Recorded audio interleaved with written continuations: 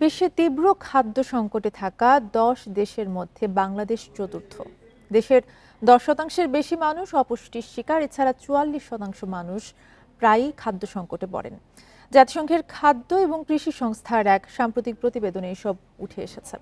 প্রতিবেদন বলছে, সামগ্রিকভাবে খাদ্য উৎপাদনে অগ্রগতি থাকলেও দেশের দরিদ্র জনগোষ্ঠী এখনো পিছিয়ে রয়েছে খাদ্য নিরাপত্তায়। বিশেষজ্ঞরা বলছেন, আয় বৈষম্যের কারণে বিপুল সংখ্যক মানুষ হিমশিম খাচ্ছেন প্রতিদিনের ন্যূনতম চাহিদা মেটাতে। দ্রব্যমূল্যের ঊর্ধ্বগতিকে সুষম খাদ্য গ্রহণে বড় বাধা হিসেবেও দেখছেন তারা। এক্ষেত্রে শিশু ও নারীরা সবচেয়ে ঝুঁকির মুখে। অপুষ্টির হার বাড়ছে, যার প্রভাব পড়ছে শিশুদের মানসিক ও শারীরিক বিকাশে।